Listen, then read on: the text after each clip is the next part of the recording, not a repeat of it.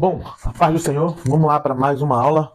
A gente vai falar aqui de palavras gregas que parece com português, você já conhece, né? Esse é o tópico 2 da nossa aula. Essa aula vai ser rapidinho, e aí eu vou juntar esse vídeo com outro vídeo, a gente vai falar de artigo e preposição, tá bom? Então, essas aqui são palavras que são raízes em grego. Você já conhece aqui, né? É um G-R-A, gra. Esse aqui é um F, você já conhece. E, então a palavra é grafe. Grafe, você já ouviu falar, grafe, grafia. Vem de grafia, justamente. A palavra original é grafia. E como é que se traduz em português? Se traduz por escrever. Então a palavra grafe significa escrever. Logos, né? Logos, você já conhece essa palavra em grego, que significa palavra. E você conhece palavras que você já ouviu isso, por exemplo, teologia, eu falei isso na aula anterior, né? Logia, no grego não tem gi, é ge, então é teologia. E vem da palavra logos. E essa palavra é muito interessante, que é dialogio, que significa pensamento. Essa palavra diálogo significa pensamento, mas você já ouviu ela como diálogo. Então, essas são algumas palavras em grego que têm sentido em português.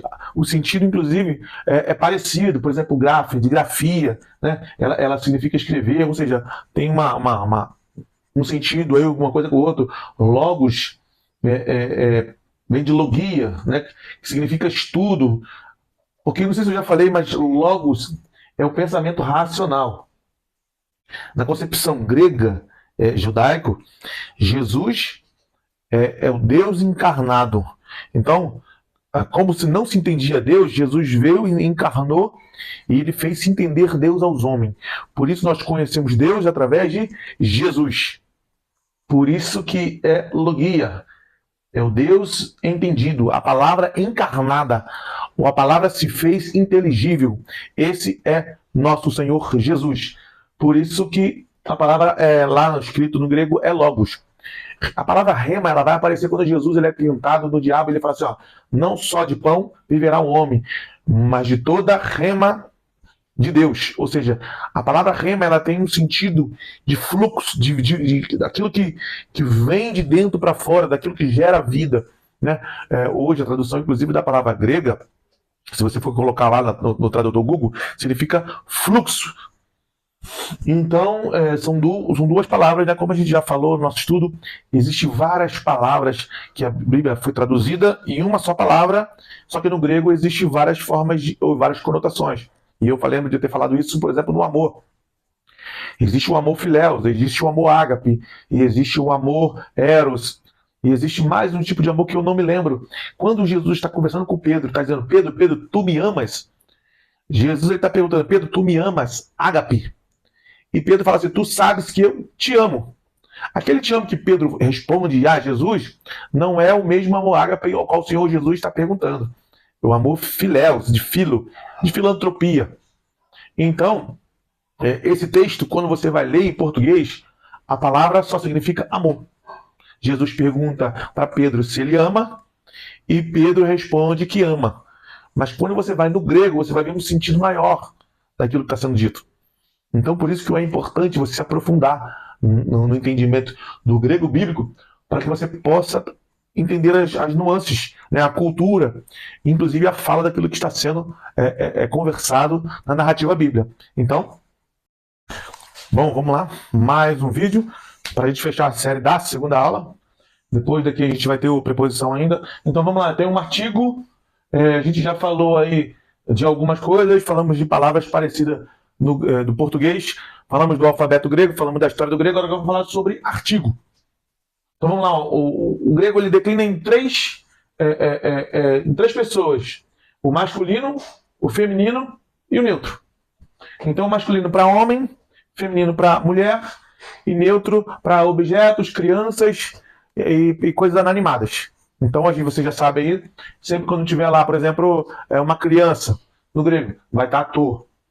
Então é assim que declina o grego. Vamos lá, outra coisa interessante. O ró, por exemplo, ró quando estiver no masculino, ele sempre vai ser sujeito da frase. O grego, diferente do português, ele não tem sequência, sujeito e objeto. Ele pode inverter no meio da frase. A gente já passou por isso na aula presencial, uma aluna perguntou, ela percebeu uma diferença de uma palavra, porque toda palavra é declinada conforme o seu gênero. Então ela percebeu isso, perguntou, e antes mesmo de eu dar essa aula, ela já tinha percebido que existia uma diferença. Então vamos lá. Ró, ré e to. Tu, ten e tu. Para objetos. Objeto. Tu, tens e tu para genitivo. E to, te.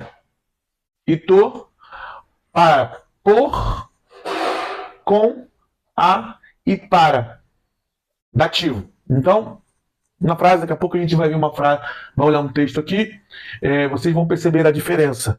E ao mesmo tempo também vocês vão ver que no texto não é igual ao português, sujeito e objeto. Pode se inverter. Ok? Então, tá aí o nosso artigo, 3 declinações e a sua variação conforme ele está na frase. Sujeito, objeto, genitivo ou dativo. Então, grava aí, para quando a gente começar o nosso texto, você começar a traduzir com a gente, tá bom? Fica na paz aí, até o próximo vídeo.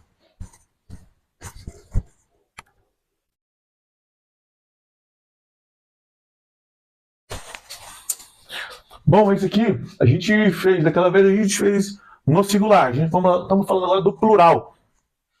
Então, do plural tem algumas alterações na declinação masculina, feminina e neutro. Agora, o plural, ele começa com ROI. ROI, feminino RAI e neutro tá. Masculino, no objeto. Esse aqui nós falamos do sujeito. Sujeito é ROI, RAI e tá.